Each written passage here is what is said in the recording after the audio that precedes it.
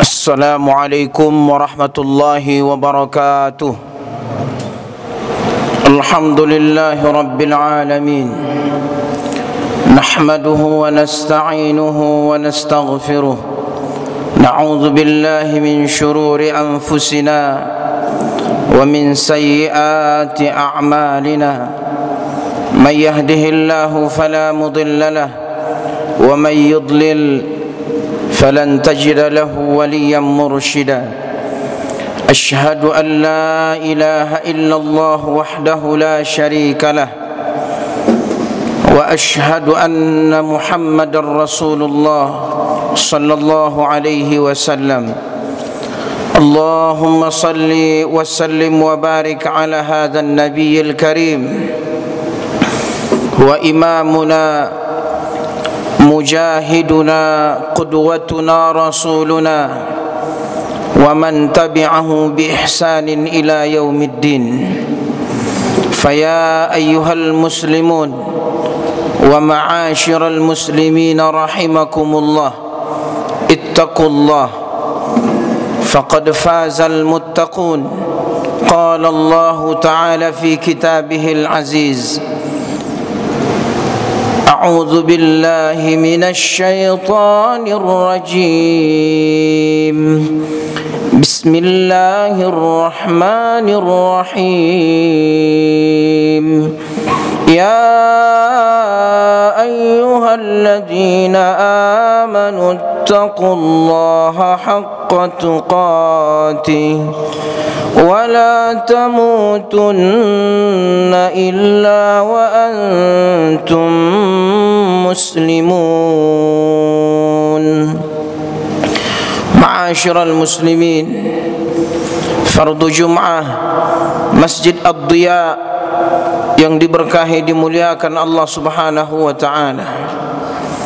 Hendaklah kita bersyukur kepada Allah atas limpahan rahmat karunia iman al-Islam dan apa yang Allah telah anugerahkan kepada kita, apa yang Allah telah curahkan kepada kita dari cintanya kepada hamba-hambanya.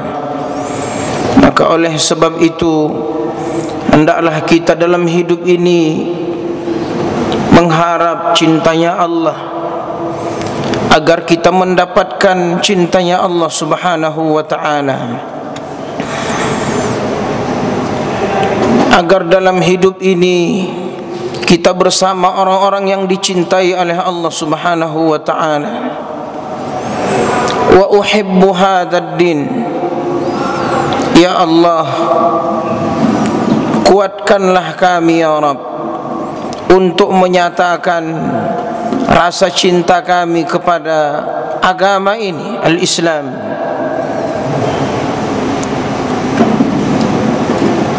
agar terasa manisnya sumpah, janji ikrar, syahadah yang selalu kami ucapkan dalam hidup ini, bahwa tiada ilah selain Allah dan Muhammad utusan Allah. Berselawat kepada Rasulullah sallallahu alaihi wasallam. Dia adalah utusan Allah yang Allah menyuruh kita beriman kepadanya.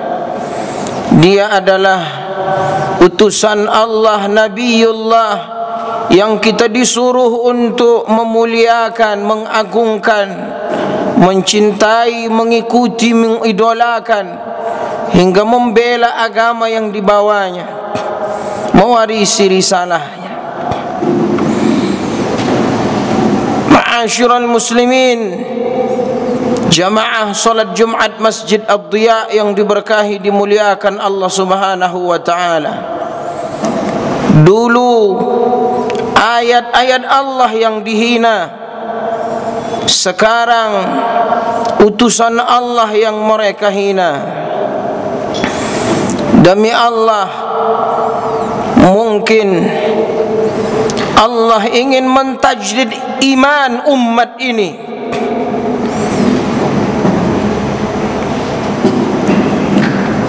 Dan di saat yang bersamaan Allah ingin mengangkat dan membangkitkan keimanan kita kepada Rasulullah sallallahu alaihi wasallam. Allah ingin menampakkan isi hati kita. Siapa sebenarnya umatnya? Siapa sebenarnya umat Nabi Muhammad yang kita biasa bersalawat, menjalankan sunnahnya? Hari ini Allah ingin membuktikannya.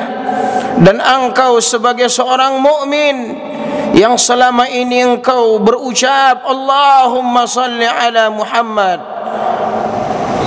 atau ucapan Allahumma salli ala Sayyidina Muhammad, ketika utusanku dihina, kata Allah, apa yang kau lakukan? Apa yang kau perbuat? Ma'asyiral muslimin rahimakumullah, izinkanlah khatib di Jumat pekan kedua ini untuk menyampaikan satu tema, yaitu tentang kepemimpinan dalam Islam.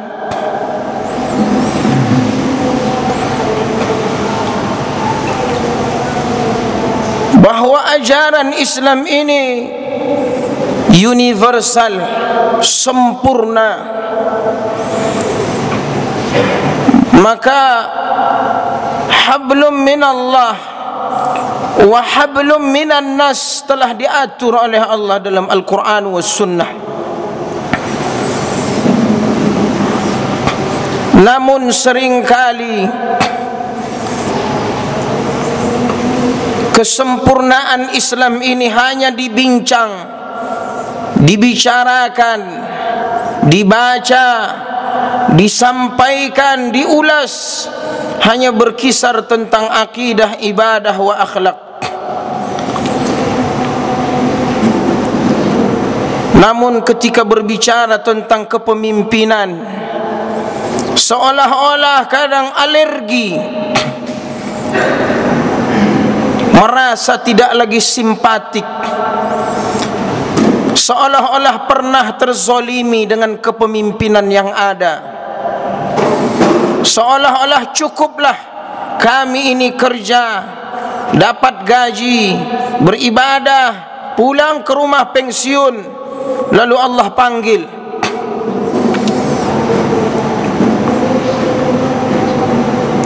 Padahal ternyata engkau yang mengajar ilmu di masjid, kalau bukan karena kepemimpinan, pengajian itu hanya bisa berumur sekejap mata. Engkau yang menyembah Allah ketika hilangnya dari kepemimpinan Islam, dia akan berubah menjadi sesuatu yang tidak aman dan nyaman ketika hilangnya kepemimpinan dalam Islam. Dan begitulah seterusnya. Ada apa dengan kepemimpinan dalam Islam? Dan kenapa ulama sampai-sampai mereka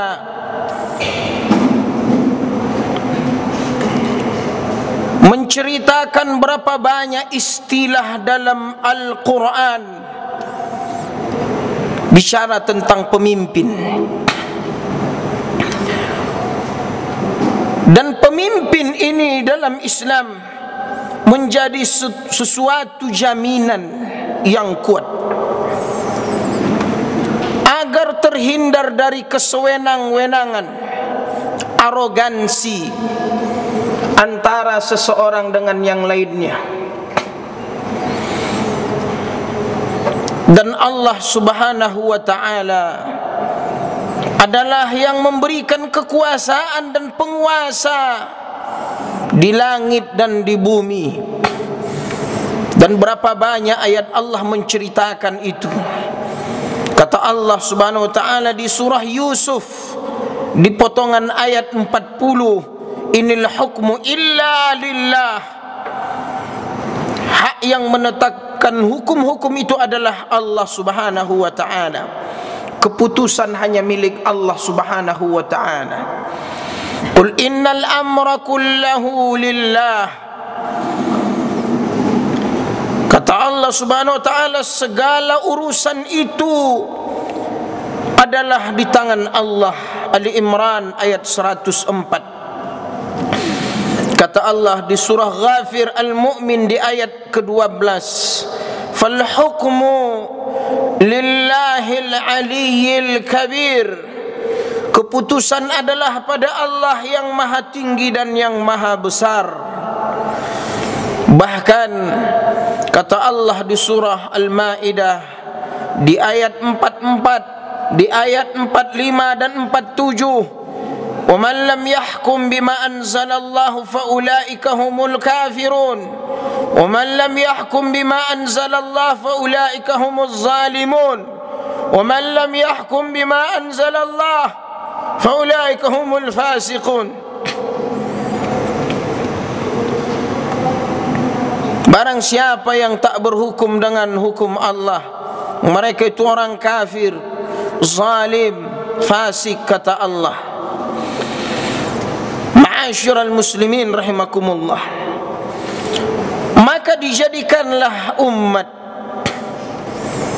sebagai wakil Allah Subhanahu wa taala untuk diberlakukannya syariat Allah. Maka itulah disebab menjadi penyebab manusia itu wakil Allah di bumi. Maka kata Allah, "Wa idh qala rabbuka lil malaikati inni ja'ilun fil ardi khalifah." Di istilah yang lain kata Allah, "Ya ayyuhalladzina amanu la tattakhidul yahuda wan nasara awliya waliyun." Ya ayyuhalladzina amanu atii'ullaha wa atii'ur rasul wa ulil amr. Ulil amr umara amir. Imam dalam kitab Dr. Wahbah Zuhaili, beliau mengarang Fiqhul Islam wa Adillatuh. Di jilid yang ke-8 di terjemahan, beliau menuliskan ini, pemerintahan dalam Islam.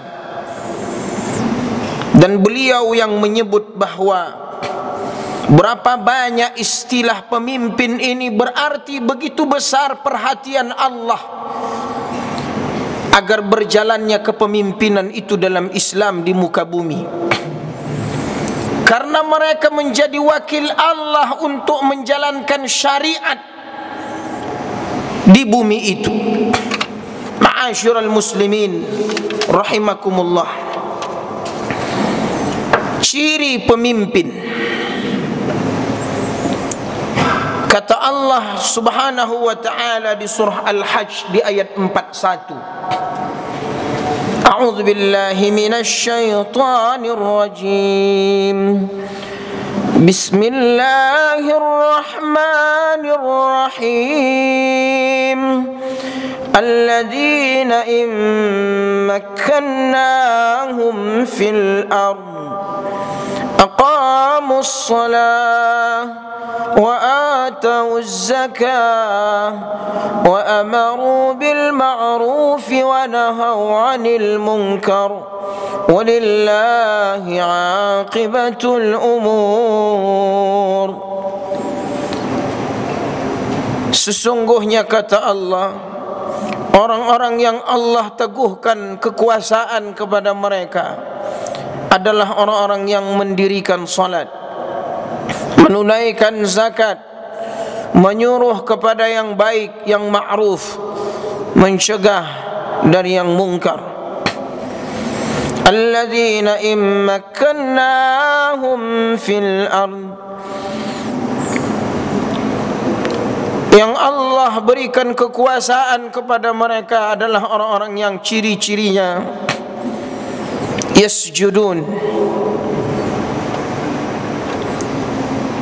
Orang-orang yang tahu bahawa ya'muru masajid Allah man amana billahi wal yawmil akhir yuqimuna as-salah wa yu'tuna az-zakah wa lam yakhsha illa Allah. Orang-orang yang mengetahui bahawa itu adalah tiang agama imaduddin, orang-orang yang mengetahui bahawa beda kita dengan mereka adalah orang-orang yang menegakkan salat. Karena itulah Allah menyuruh di Isra Mi'rajkannya Rasulullah, dan sepulangnya dari Mi'raj hadiahnya adalah as-salah. Dan ternyata hadiah Mi'raj itulah ciri-ciri yang akan memimpin peradaban umat. Dan Allah menyuruh melewati dua masjid besar, Masjidil Haram Makkah dan Masjidil Aqsa Palestin. Mereka lah yang berada dalam saf-safnya. Mereka lah yang kata Allah, zukirallahu wajilat qulubuhum wa idza tuliyat alaihim ayatuhu zadatuhum imana. Artinya pemimpin itu adalah orang-orang yang beriman. Innamal mu'minuna alladzina idza dzukirallah.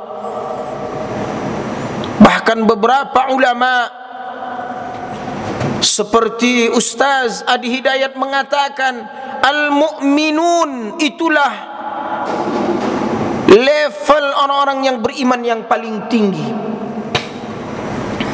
Selain amanu, yu'minun wal mu'minun. Karena al-mu'minun mereka adalah qad aflahal mu'minun alladzina hum fi salatihim khashi'un. Mereka orang-orang yang telah khusyuk salatnya.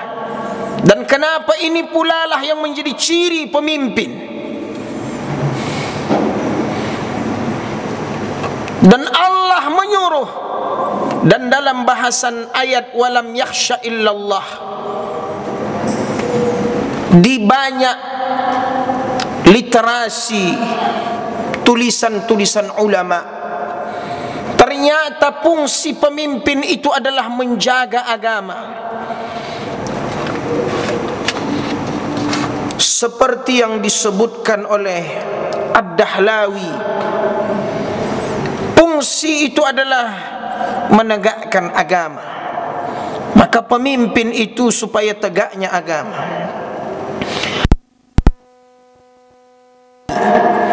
Beliau mengatakan pemimpin itu adalah menjaga agama dan menggantikan Nabi Muhammad sallallahu alaihi wasallam. Bahkan sahabat yang lain mengatakan fungsi pemimpin itu adalah untuk melindungi umat dari gangguan musuh.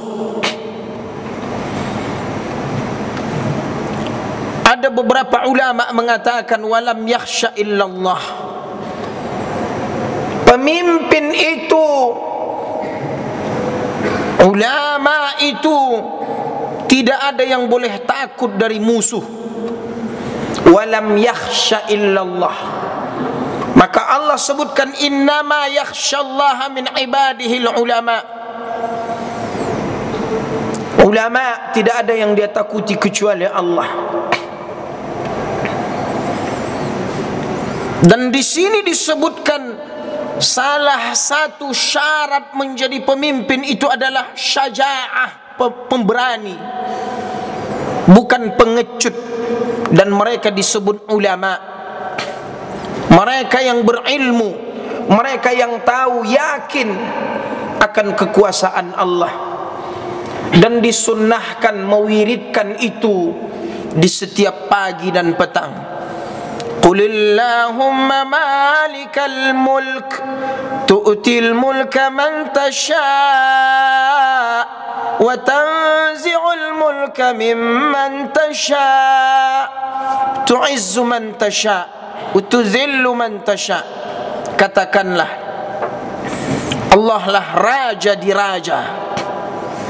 Dia yang memberi kekuasaan itu, dan dia pula lah yang mencabutnya. Asyiral muslimin rahimakumullah.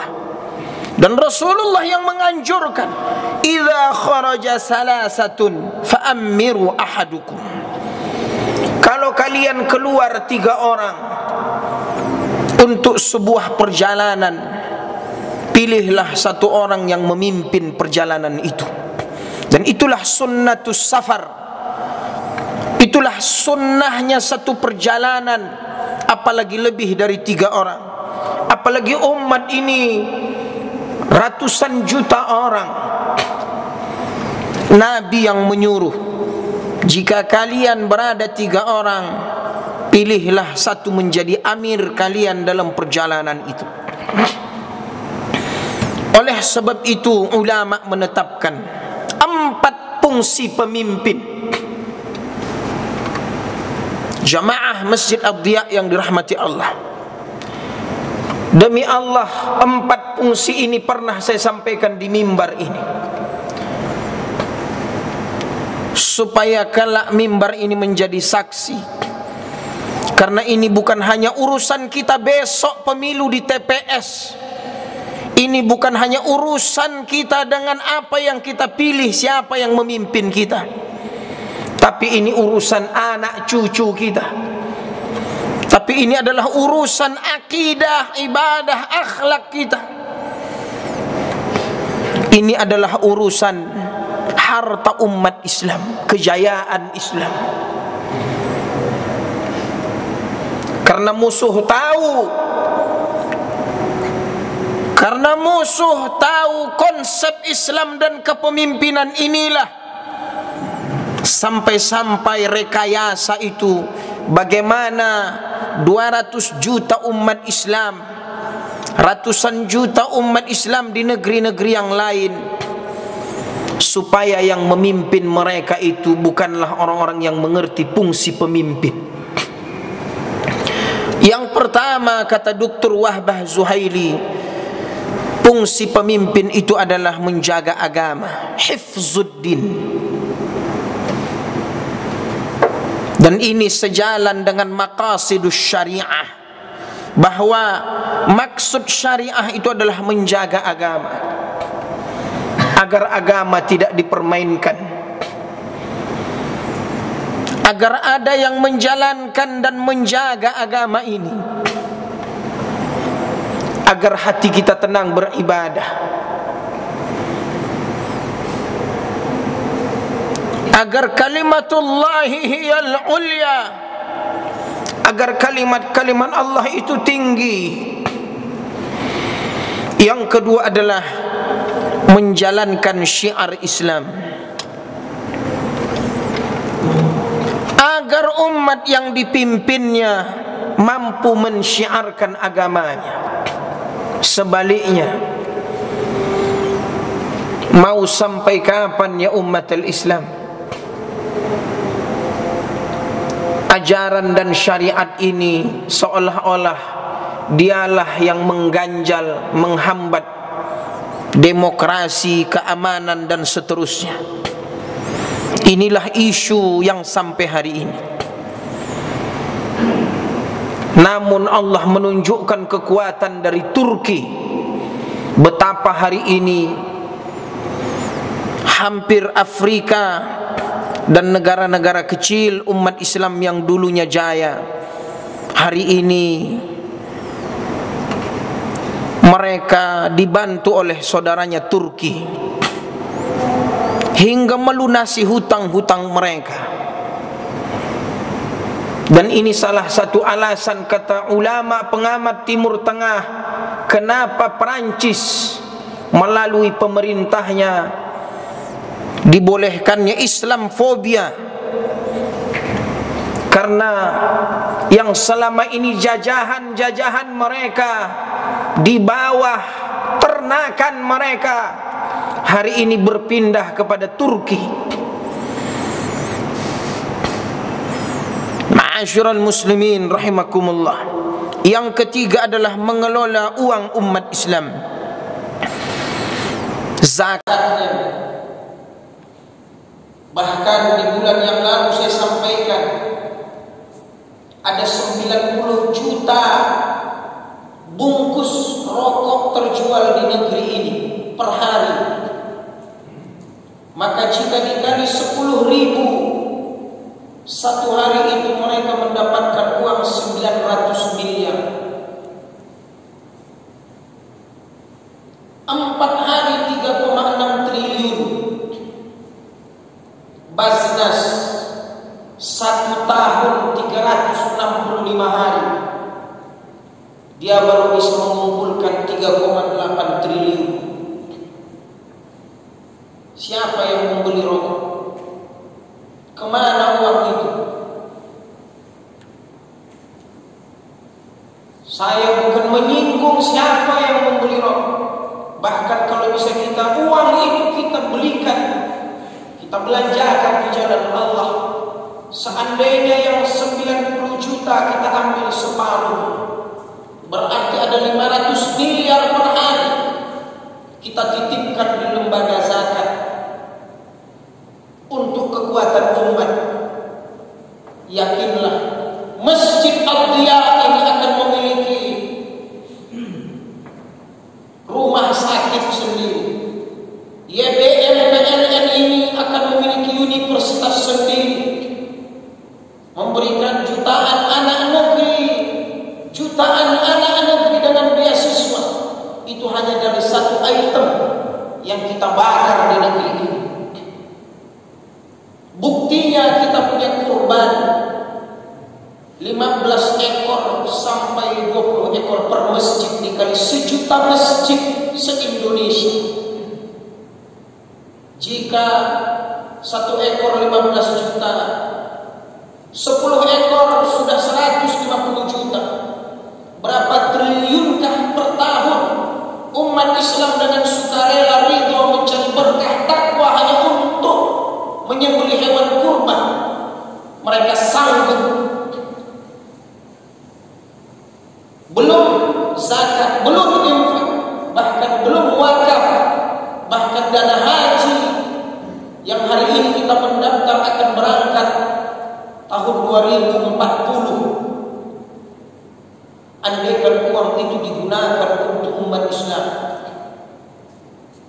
kita tidak akan memohon, meminta, mengemis di setiap jalan-jalan negeri ini untuk membangun rumah Allah. Dan itu tidak dilihat seorang pemimpin. Justru anggaran-anggaran masjid tidak lagi boleh dipakai untuk masjid. Uang-uang negeri ini entah kemana.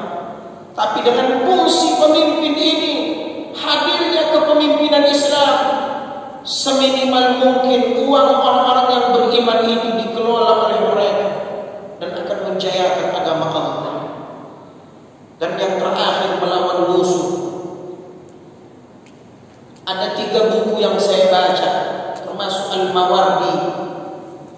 Sampai-sampai beliau mengatakan, kepemimpinan itu menggantikan kenabian dalam menjaga agama, mengatur urusan dunia dan melawan musuh.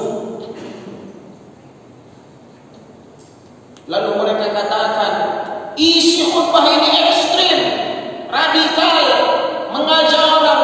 Saya bicara demi Allah, untuk agama saya hanya cucu saya, supaya dada ini, supaya tangan ini mentauhidkan Allah, supaya saya bersaksi besok di hadapan Allah bahwa Muhammad adalah utusan Allah. Dia adalah pemimpinku, wa huwa imamuna mujahiduna qudwatuna rasuluna. Tapi hari ini itu semua menjadi momok kita, seolah-olah itu menjadi musuh, seolah-olah kalimat-kalimat ini menjadi takut.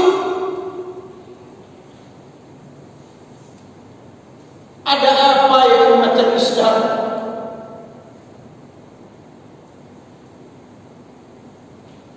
PR ini terus bertambah. Niatkanlah kalimat-kalimat itu sampai kebencian untuk menghadapi kemungkaran ini. Itu adalah jihad. Karena kata Rasulullah, man mata walam yaghzu walam yanwi bil ghazw mata maitatan jahiliyah. Dia mati tapi tak ada niat untuk membela agama Allah, tak pula ikut berjihad melawan, tak ada yang dia bisa perbuat, niat pun tidak, melakukan sesuatu pun tidak. Kata Nabi, orang ini kalau mati, dia mati dalam keadaan jahiliyah, mati dalam keadaan nifaq. Ma'asyiral muslimin rahimakumullah. Terakhir, syarat menjadi imam al-wilayah, antara kompetensi dengan kapasitas. Muslim akil balik, hurriyah merdeka. Yang kedua adalah integritas agama dan moral, jujur, amanah, jauh dari yang haram, jauh dari dosa-dosa, jauh dari kemaksiatan, adalah. Yang ketiga, ulama berilmu, dan banyak lagi yang lain. Ma'asyiral muslimin rahimakumullah. Saya ingin mengucapkan kalimat, Islam ini tidak akan terkalahkan. Ini proyeknya Allah. Maka Allah sebut di surah As-Saff, surah At-Taubah,